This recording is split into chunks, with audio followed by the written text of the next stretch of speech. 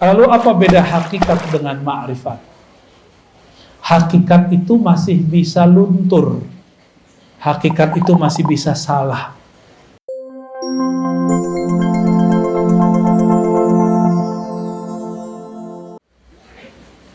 Maka orang yang sudah mengerti hakikat, jika ada orang bersyariat sholat 1000 rakaat, dia cukup 2 rakaat, itu udah sama. Kalau orang bersyariat belum mengerti ilmu yakin, dia sholatnya baru by pahala. Kalau ada pahala dia sholat, kalau nggak ada pahala dia nggak sholat. Kalau orang mengerti hakikat, dia sudah tahu bahwa sholat itu jangan harap pahala, tapi ada sesuatu di belakang itu. Inilah yang disebut oleh Nabi, orang alim tidur lebih ditakuti oleh setan daripada orang yang itu, maksudnya yang punya ilmu hakikat. Kalau ilmu yang zahir-zahir mah biasa. Lalu apa beda hakikat dengan ma'rifat? Hakikat itu masih bisa luntur. Hakikat itu masih bisa salah. Yakinan kita kadang-kadang belum tepat. Dari mana kita tahu? Yang paling banyak dapat ilmu hakikat waktu di surga itu malaikat namanya Azazil. Tetap saja tergelincir, dipecat dari malaikat namanya iblis. Iblis itu ahli hakikat. Dengan ilmu hakikatlah dia menyesatkan orang-orang ahli zikir yang tidak berguru. Pernah berguru terus ninggalin gurunya. Pernah bermajelis lalu keluar dari majelis. Orang-orang begini dicaplok sama iblis. Apa kata iblis? Zikir kamu keren ya. Karena zikir kamu banyak orang sembuh nih. Kamu sebenarnya mursyid yang lebih sakti daripada gurumu. Mulai terbersit. Kita lebih sakti dari guru. Tuh, kena tuh dah. Pernah nggak ngeliat ada orang begitu? Ya, murid kiai besar buat tarekat baru. Ini nasib dia ini. Keluar dia dari halaqah. Karena terbersit dalam hatinya, dia lebih sakti dari gurunya. Dia nggak sadar gurunya sedang pura-pura nggak bisa. Ngetes dia aja. Guru pura-pura nggak bisa ngeruqyah, nggak bisa.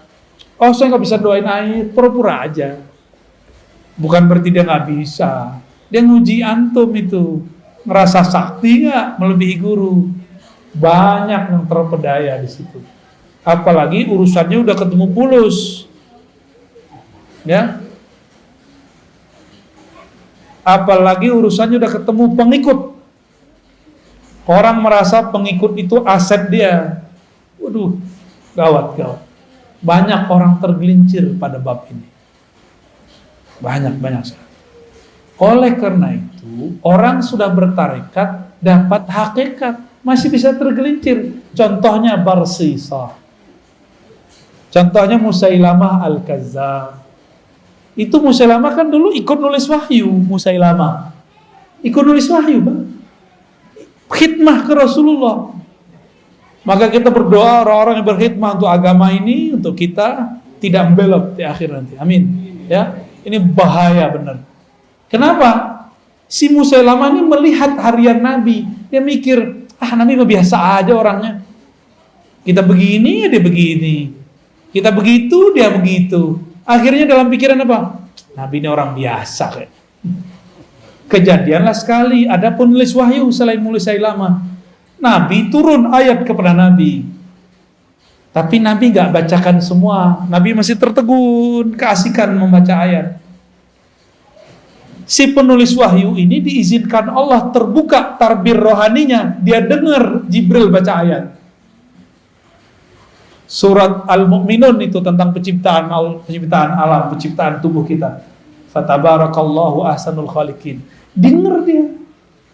Terus dia konfirmasi ke Nabi, ya Rasulullah, lanjutan ayatnya ini bukan. Saya barusan dengar ada Jibril baca.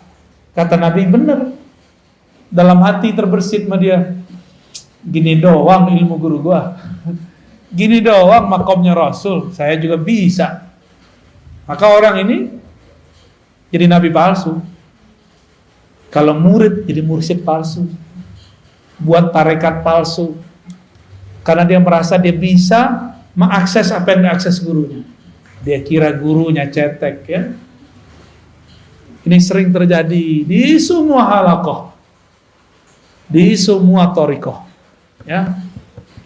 Maka untuk selamat hanya satu bab, harus masuk pintu ma'rifatullah. Apa itu ma'rifatullah? Disebut ma'rifatul Muhammadiyah. Mengenal hakikat Nabi Muhammad sallallahu alaihi. Dalilnya apa? Qul in kuntum tuhibbunallaha fattabi'uni. Katakan jika engkau cinta Allah, maka ikuti aku sang Muhammad. Maka dia harus ikut ma'rifat Nabi Muhammad sallallahu alaihi wasallam. Nabi ketika sholatnya banyak, beliau gak bilang supaya kalian selamat. Nabi bilang, aku ingin bersyukur kepada Allah. Nabi ketika dapat wahyu gak bilang, gua doang yang bisa dengar, lu gak gitu. Kalian gak bisa. Gak ada Nabi kesombongan begitu, gak ada. Nabi selalu merendahkan hatinya di hadapan Allah dan para sahabatnya.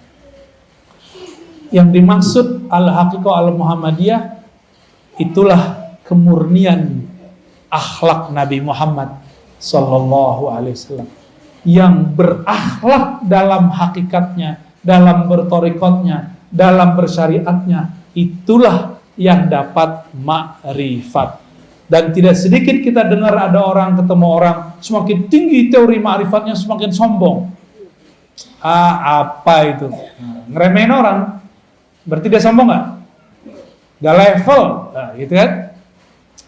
Kajian kulit tuh gak penting. Nih, kajian hakiki nih, kajian hakikat nih. Kalian gak tahu. Ngomong begitu itu sombong namanya. Sedangkan Rasulullah mengajarkan tidak boleh sombong.